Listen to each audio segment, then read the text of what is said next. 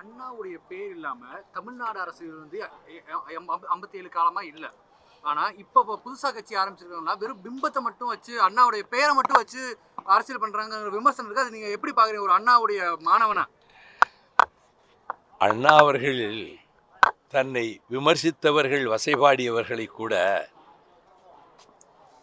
அவர் வசவாளர்கள் வாழ்க என்று சொன்னாரே தவிர கசப்பான வார்த்தைகளை சொல்லவில்லை. எனவே அவரது நினைவிடத்தில்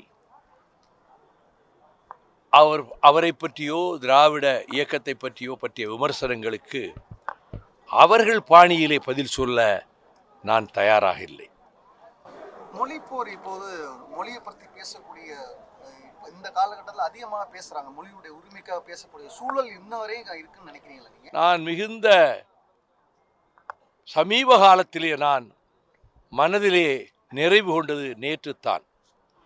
உயர்நீதிமன்ற நீதிபதி மாண்புமிகு ஆனந்த் வெங்கடேஷ் அவர்கள் இந்திய ஆதிக்கத்தின் கொடுமையை வளர்கிற தலைமை முதலில் உணர வேண்டும், மாணவர் சமுதாயம் உணர வேண்டும், இந்தியை எதிர்த்த போராட்டம் தியாக வரலாறு கொண்டது, எந்நாளும் இந்திக்கு இங்கே இடமளித்துவிடக் கூடாது என்று அரசியல் எல்லைகளுக்கெல்லாம் அப்பாற்பட்ட உயர்நீதிமன்ற நீதிபதியே அதை சொல்லுகிறார் என்ற போது மனதிற்கு ஒரு நிறைவாக இருந்தது.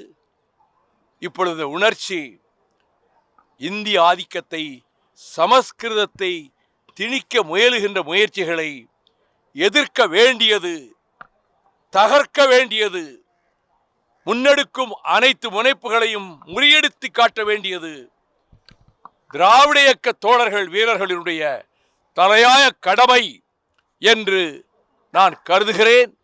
அந்த உணர்வோடுதான் நாங்கள் எங்கள் இயக்கத்தை முன்னெடுத்து சென்று கொண்டிருக்கிறோம்.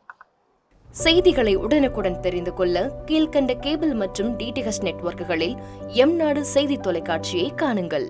பாதகம் செய்பவரை கண்டால் நாம் பயம் கொள்ளலாகாது பாப்பா. மோதி மிதித்து விடு பாப்பா, அவர் முகத்தில் உமிழ்ந்து விடு பாப்பா. அண்மை செய்திகளை உடனுக்குடன் தெரிந்து கொள்ள இணைந்திருங்கள் எம்நாடு தொலைக்காட்சியுடன்.